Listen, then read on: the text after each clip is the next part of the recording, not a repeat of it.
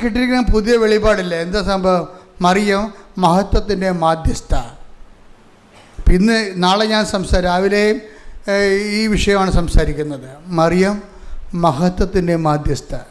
നമ്മൾ ദൈവത്തോട് ചോദിക്കേണ്ടത്, നമ്മുടെ കാലാവസ്ഥ അനുകൂലമായാലും ജീവിത കാലാവസ്ഥ പ്രതികൂലമായാലും നമ്മൾ വിജയിച്ചാലും തോറ്റാലും ദൈവത്തോട് പറയണത് എന്താണ്? അങ്ങയുടെ നാമത്തെ മഹത്വപ്പെടുത്തണമേ. മനസ്സിലായില്ലേ?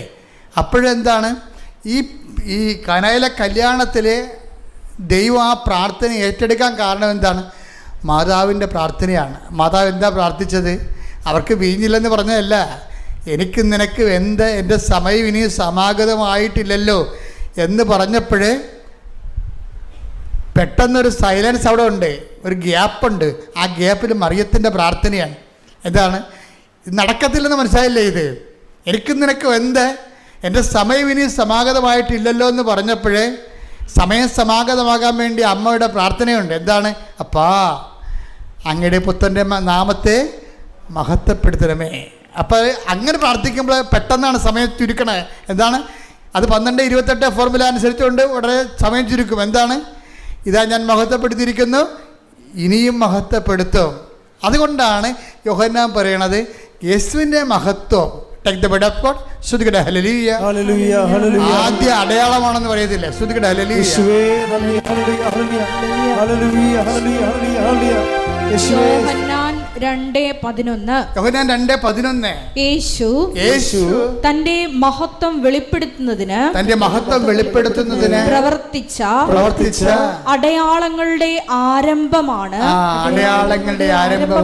ഗലീലയിലെ കാനായിൽ ചെയ്ത ഈ അത്ഭുതം. അതായത് ഇത് അമ്മയുടെ പ്രാർത്ഥന ഇത് വരണത്. എനിക്ക് നിനക്ക് എൻ്റെ സമയം ഇനി സമാഗതമല്ല എന്നുള്ളത് ശാശ്വതമായ സത്യമാണ്. ആകാത്ത സമയം ആക്കിയെടുക്കുന്നതിന് വേണ്ടി അമ്മ ഉപയോഗിച്ച ഫോർമുല എന്താണ്? അപ്പാ അങ്ങയുടെ നാമത്തെ മഹത്വപ്പെടുത്തണമേ, അങ്ങേ പുത്രൻ്റെ നാമത്തെ മഹത്വപ്പെടുത്തണമേ. അപ്പം പെട്ടെന്നാണ് ഉത്തരം. എന്താണ്? ഞാൻ മഹത്വപ്പെടുത്തിയിരിക്കുന്നു, ഇനിയും മഹത്വപ്പെടുത്തും. അതാണ് പറയണത്.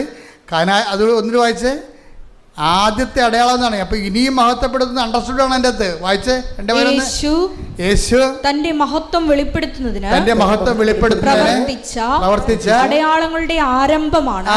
അടയാളങ്ങളുടെ അത് ഇനിയും മഹത്വപ്പെടുന്നില്ലേ? 18 ഇതാ ഞാൻ മഹത്വപ്പെടുത്തിയിരിക്കുന്നു, ഇനിയും മഹത്വപ്പെടുത്തും. അപ്പൊ അമ്മയുടെ പ്രാർത്ഥന എന്താണ്? അപ്പാ സമയമായില്ലെന്നാണ് ഈശോ പറയണത്.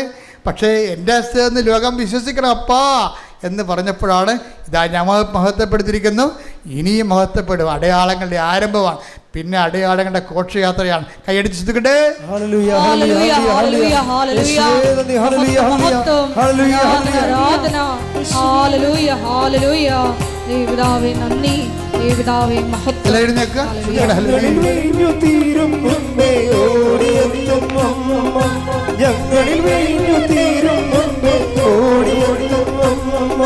നമ്മുടെ വീഴ്ചകളിൽ തേടിയെത്തും നമ്മുടെ വീഴ്ചകളിൽ തേടിയെത്തും അമ്മേ ആശ്രയമേ, അമ്മേ ശാശ്വതമേ, അമ്മേ ആശ്രയമേ, അമ്മേ ശാശ്വതമേ, മക്കളാ ഞങ്ങൾക്ക് ആനന്ദമേ, മക്കളാ ഞങ്ങൾക്ക് ആനന്ദമേ.